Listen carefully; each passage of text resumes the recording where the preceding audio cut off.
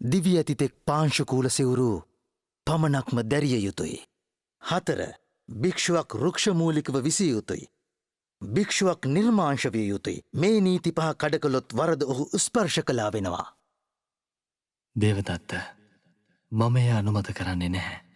මේ ධර්ම විනය තුල භික්ෂුවකට කැමතිනම් අරණ්‍යක වාසය කළ හැකි. කැමතිනම් ගමේ හෝ නගරයේ සෙනසුනක වාසය කළ හැකි. පිඬුසිඟා ජීවත් විය හැකි. කැමතිනම් ආරාධනා පිළිගත හැකි. කැමති කෙනෙකුට පාංශුකූල සිවුරු හෝ ගිහි අය පූජා කරන සිවුරු හෝ පෙරවිය හැකි. රුක් මුල්වල හෝ සෙනසුන්වල වාසය කළ හැකි. අවශ්‍ය කෙනෙකුට නිර්මාංශ විය හැකි. නැතිනම් එසේ නොවී සිටිය හැකි. මහණෙනි, ඔබට ඇහුණද? භාග්‍යවතුන් වහන්සේ සත්කාර සම්මාන වලට යට වෙලා මා ළඟ ඇත්තේ කෙටි ප්‍රතිපදාවක්. එයින් ඔබට පුළුවන් ඉක්මනින්ම නිවන් අවබෝධ කරගන්න. දේවදත්ත, ඔය දේ කරන්න එපා. සංඝයා ભેද කරන්න එපා. එය කල්පයක් නිරේ පැහෙන ආනන්තරීය පාප කර්මයක්. අද පටන් අපි කිසි කෙනෙක් ඔබගේ ශ්‍රාවකයෝ ලෙස වැඩ ඉන්නේ නැහැ.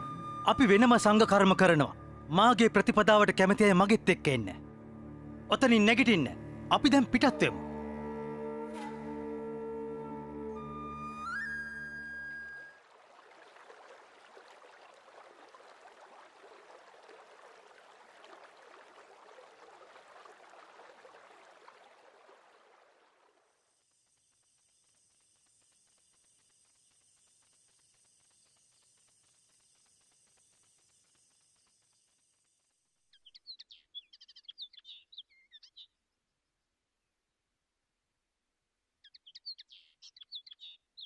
දේවදත්ත, මෙතන හොඳටම නිදාගෙන ඉන්නවා. දන්නවද මොකද සිද්ධ වෙලා තියෙන්නේ කියලා?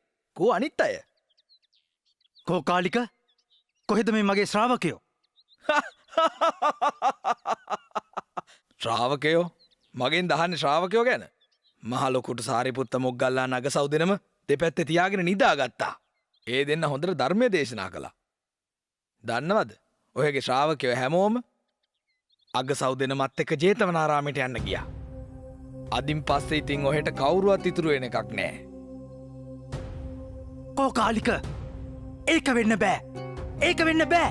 ඒක වෙන්න බැරි මොකද? ඒක වුණා. මහ ලොකුවට අපිට කිව්වා Taman තමයි නිවනට යන කෙටිම මාර්ගය දන්නේ කියලා. කෝ කාලික? යනවා යනවා.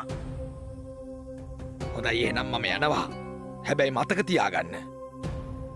ඔහෙට කිසිම ලාභ සත්කාරයක් අදින් පස්සේ නම් මගෙන් ලැබෙයි කියලා හිතන්න එපා. මෙතන ඉඳලා ඇති වැඩක් නෑ.